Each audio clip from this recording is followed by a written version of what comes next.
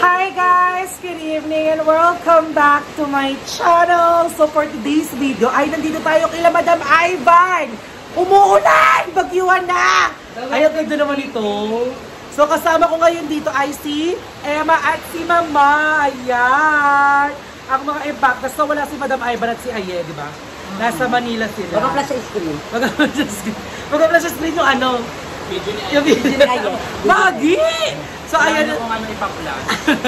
so ayan, grabe, sobrang lakas ng ulan, nakakaloka.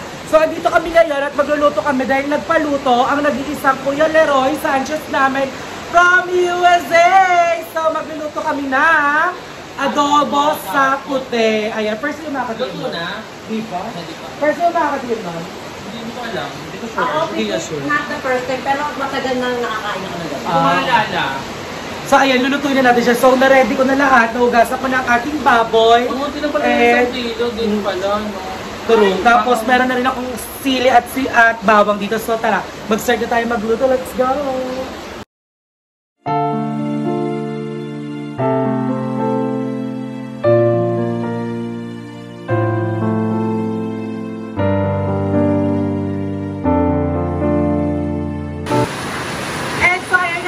At sisimulan na natin lutuin ang ating adobo sa puti. So first is, ilalagay natin ng walang mantika ang ating baboy dito sa lutuan. At hahayaan natin siya magmantika ng sarili niya. Ayan. And then after that, lalagyan natin siya ng suka. Ipapasibsip natin sa kanya yung suka at asin. And then after nun, lalagyan natin siya ng water. Tapos papalambutin natin siya. At kapag medyo kulo-kulo na siya at malambot, iaahon natin yung baboy at ibigisa natin yung bawang at sili at ibiprito natin ng very light ang ating baboy doon para mas masarap. Ito guys ay adobong walang sabaw. Ang pinakasabaw niya ay mantika. So abangan niyo at mas marami makakain dito lalo na ganito kung ulan. Mainit yung kanin, mainit yung ulam, kain ng talaga ng todo to. So later is medyo magagatagal pa to dahil magmamatikain ko pa siya. So mamaya babalik ako kayo kapag sinisimula ko rin mga process na. Okay? Kailangan natin sumigaw dahil hindi tayo marirelax. So tara, let's go! And sorry na everyone, at kapag mantika ko na ng todo yung baboy, so we're gonna start putting the chili and garlic. Gusto nila ay maangang talaga, so dapat yung garlic lang muna. Pero isasabay na natin yung sili doon. So ayan. Nalagay na natin siya. So hintayin lang natin mag-brown yan. So hindi ko na hinango yung baboy, pwede na siya dun sa gilid. Kasi naka-low heat lang naman tayo. So ayan, igigisa-gisa ko lang tayo. Then after that, kapag golden brown na yung ating bawang, kahalo na natin yung pork. And then that's when we're going to start putting the vinegar. Susunod na yung vinegar and then water na lang para mas lumambot siya ng todo. And then hanggang dulo na yun, at talagyan natin siya ng pamilya. Okay? So abangan nyo ang chicken. Parang pala siyang paksiw na baboy. Oo, parang gano'n. So wala tayong magic sarap guys, asin lang ang gagamitin natin. Kasi ayaw nila ng magic sarap. So ganoon lang ang gagawin natin guys. Kapag golden brown lang po, and then i-mix natin together para lumasa ng todo sa baboy. And then maglalagay na tayo ng suka and then asin. Dito pag medyo natutuyo nito siya, dagdagan natin siya ng water para mas lumambot yung baboy natin. Para tututunaw na sa ating mga bunga magiging wagyu na siya. So ayan everyone, nabalik ako mamaya kapag kakain na kami. Nagsasayin na si Mama Jove. Ayan. Lagyan mo ng North Cube. Shrimp paste. Natural lang dapat. Ayun ko yung mga preservatives, mga extenders. So ayan everyone, babalik ako kayo later.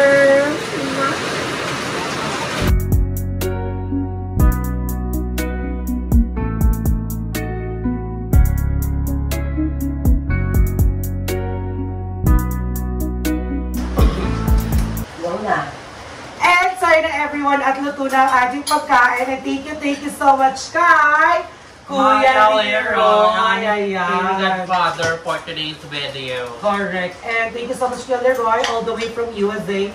Dahil sa iyo ay meron kaming adobo sa puti here. Ayan.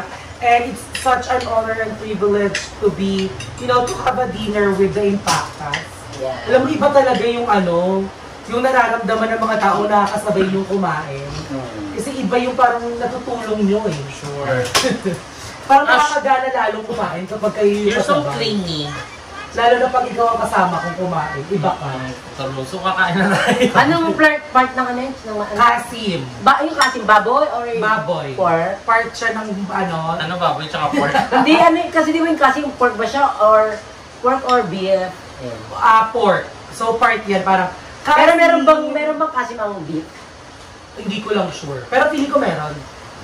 Pero ang pinakamasarap talagang part ay lomo kasi yun yung pinakamalambot. Ano lang? Parang yung kating kadiri, di ba? Yung parang tira-tira ng manok. Ay, baboy. Hindi, Ano yun yun? nga ang pinakamalaking parte talaga. Ano yung tira-tira? Yung parang... Yung taba. Yung tira-tira, tawag yun yung parang inaano ng... Pastil? Yung inaano ng grind. Yung si Kellogg's to ah. Sabi si Kellogg's yung nasa under ng mga sa ulo. So let's taste the So, pork. let's taste This is the my pork. first time. Adobo sa puti. Yes, so suka lang ang gamit dito. At ang perfect dito, maraming bawang at maraming sili din para mas maanghang siya. Sana lagyan mo ng toyo, no? Parang adobo na lang talaga. Pili ko dito adobo sa puti. Ano to? Paksiw sa baboy. Adobo sa puti ang tawag doon, pag suka lang yung ginagawa. Masarap ka daw, no? Diba, malambot? Malambot kasi ang kasim, kaya kasim ang usually binibili. Mas mabilis siyang palambutin kaysa sa piglet. Tapos makikita mo yung difference nun, kapag ang balat ay manipis yung taba, ibig sabihin, pigi yun. Pero kapag yung balat, yung taba medyo makapal, yun ang kasim. Alam mo, kulang suka. Sa usawan. Kasi nakita ko sa TikTok nun eh. Pwede pa siyang lagyan ng susawa na suka naman. Ano ba? Oo. Kasi medyo na-fried yung pork. Ang sarap ang anghang. Medyo ito ka, Mother E. Susugaw. ito ka, ano? Kanina. Saka hindi ka fan ng baboy no? Ano ikaw nga na baboy? Hindi ko Kumakain pero hindi siya fan. Kaya pala manok lang gusto mo. Anyways, ako kailan ang surgery mo? Baboy ka ba? Bawal ka sabihin. Pero ang happy no, magpapagawa ka na naman ulit. Ang bongga. Ikaw kailan surgery? Ito na ang process. Anesthesia pa lang? Mahirap siya. Hindi ka kumain pag umuulan.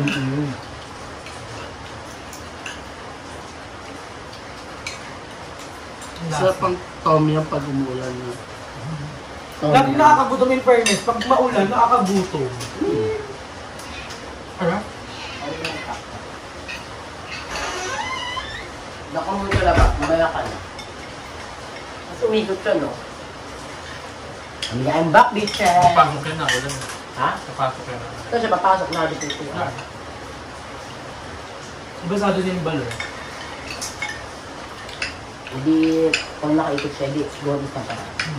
Nasarado rin yung liquid. Ayun nga. Garnish siya. Sarap.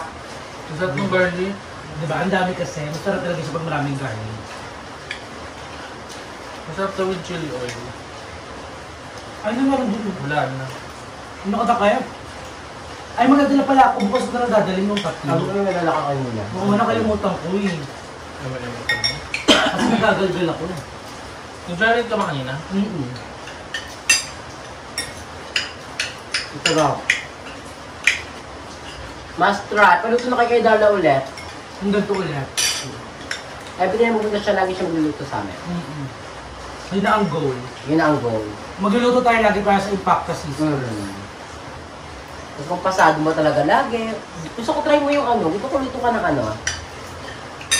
Steak. Ay, yung niluto ko kay Madam Ray. Ang tsala naman nun, ang hirap lutuin. Actually, ang daming ano nun, hindi perfect yung pagkakaluto ko. Ano yun? Ano mga steak? Yung steak. Pero apakasarap, no? Lasang-lasa mo yung rosemary leaves. Yung bongga. Gusto talaga mo siya ng bawang. Actually, nakakamiss nga mag-steak. Actually, nag-trending na inamurang steak yung sa mga Alphamart. Aso nga daw, ang sabi doon ng reviewer, hindi siya ganun ka-perfect. It is because nga yung price, gusto to parang 200 or 400 pesos lang. Ang gambot. Bakit ito may patako? Pwede ba? Wala. Hindi bagay. Ang dobo ko ba? Dahil po, kaya ganun toyo. Yun naman. Paano ka? Yung na. Pag natalat ng vlog, gago yan eh. Nag-detox. Ay, nag-ano ko siya ako. Mag-water ng vlog. During, ano? Appetite suppress. Yung MM yan. Pagka-turn ng vlog, ay kakain pa ako, baka lang ganun. Parang nagpapa. Sabi ko, wala ka Kaya bro. nga uminom ako kasi alam kong mapapadami ako kasi first meal ko. Tayo ko met, na ano yung vlog, turn yung vlog. Pag nag-ano na ako, out. Oo. Ano mo, kakain yan. Kilala mo na siya? Gut niya ako, hindi ko, ikaw bubing ka kain. Pagka-turn ng vlog, kumain. Sandok ulit. Lumaban siya. Wala ka naman nila ako ngayon. Hindi mo na siya Ang init. Nadadahit ka na, tingnan po di ako pumayat. Hindi ka naman kasi broken, kaya feeling ko hindi ka ganun ka-dedicated. Iba yung dedikasyon mo na nung broken ka kasi. Parang sa sarili ko yun. Gusto kong maging maayos. Chika na lang yan. Ito isang kilo, parang umang kilo. Limit kasi yan ha. Hindi ba nalaking iwan ni Darrow? Ang init na yun. Huwag mo naman. Gusto natin to. Eh, pusa mo na lang. Ano init mo? Papawis lang. Partido, umulan pa yan ha. Gusto mo lang try. Gaga kapag kumakain ka doon na pinagpapawisan ka, ibig sabihin mo sila kung kinakain mo. Tanga, mainit talaga. Init ba talaga? Na gusto mo lang try pa.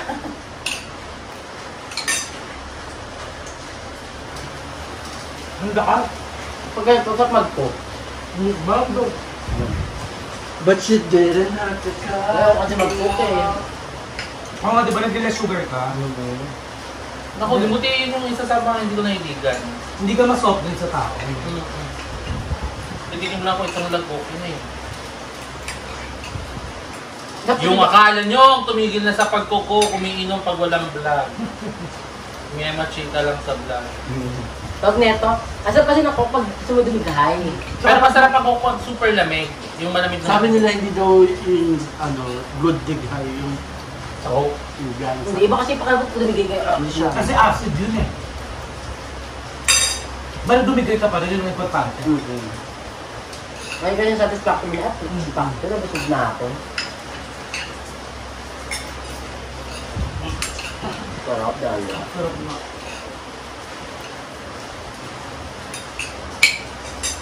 At walang magic sarap.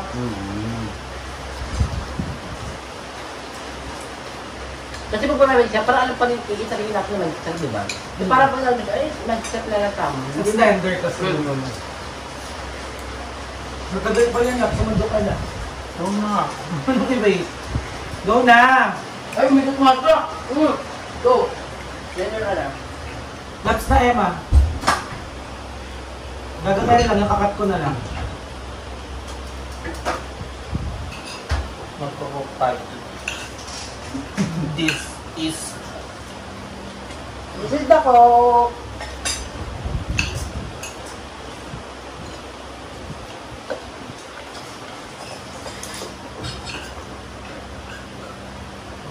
Somebody's watching me.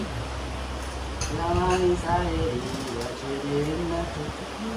Sarap. So kakain muna kami guys, babalik ako kayo mamaya. Marami pa kami gagawin dito. Wait nyo kami dyan. Sarap. Galing ka? gusto niyo pa ba kanin?